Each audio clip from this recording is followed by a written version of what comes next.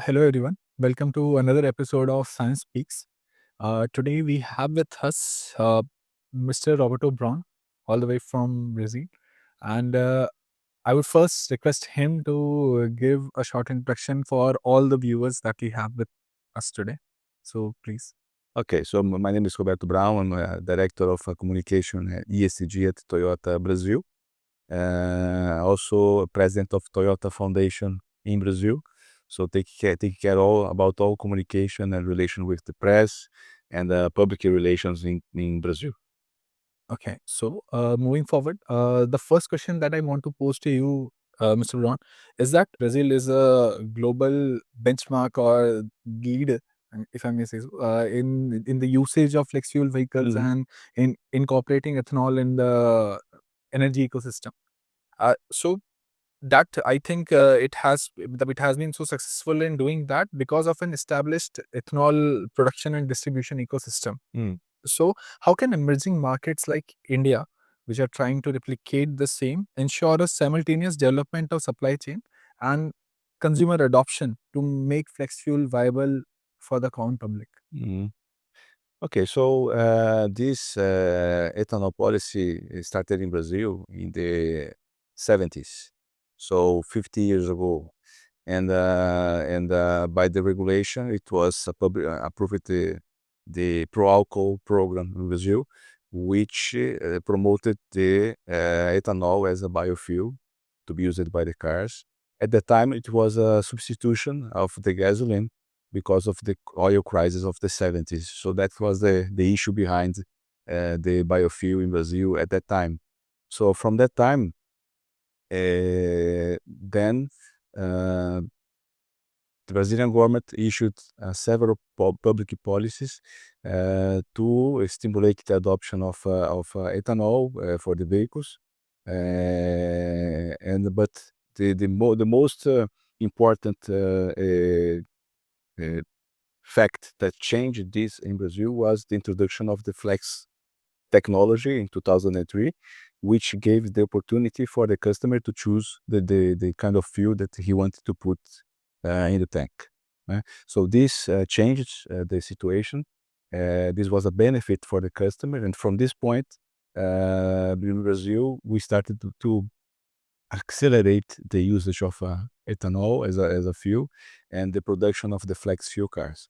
Another important fact that changed this situation was recently the introduction of the hybrid flex technology in Brazil in 2019 by Toyota, which besides giving opportunity for the customer to choose the fuel, gave additionally 30% of reduction in the consumption of the ethanol. So those technologies and with added to the other public policies to stimulate the biofuel production in Brazil,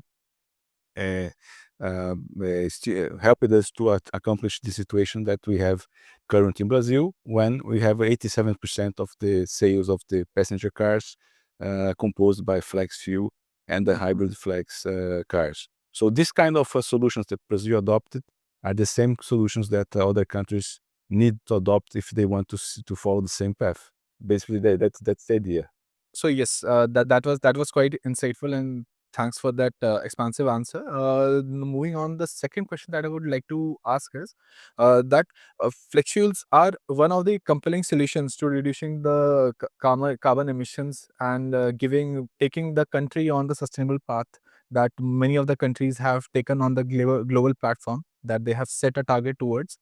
So, but there are other alternate fuels or alternate powertrains as well. Mhm. So, how do you foresee the balance between ethanol and, if we can say so, CBG or biomethane or EVs? So, how can those be balanced? How do you see this going forward? Okay, so basically, we have a different conditions in the world, different needs for the customers, different conditions in terms of renewable energy in the country. So there are many solutions to decarbonize depending on the context of each country or each client, customer in each region of the world. We understand there's not one single solution. There are many solutions. There are the hybrid cars, the plug-in hybrids, the BEVs, the fuel cells, and the usage of carbon neutral fuels in internal combustion engine, the use of hydrogen in internal combustion engine. So there are many solutions for decarbonization, and each country should try to understand what is the best, or which are the best solutions for each region.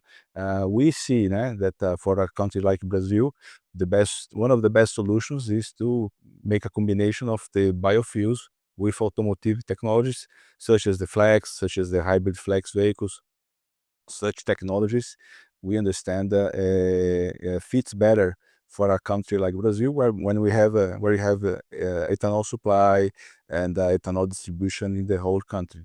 But we cannot forget, for example, other kind of biofuel, not only ethanol, but we have, for example, a very good example of circular economy in the sugarcane, which is the sugarcane itself. It's a very good example of a circular economy, because from the sugarcane you can extract not only sugar, not only ethanol, but also you can extract electricity.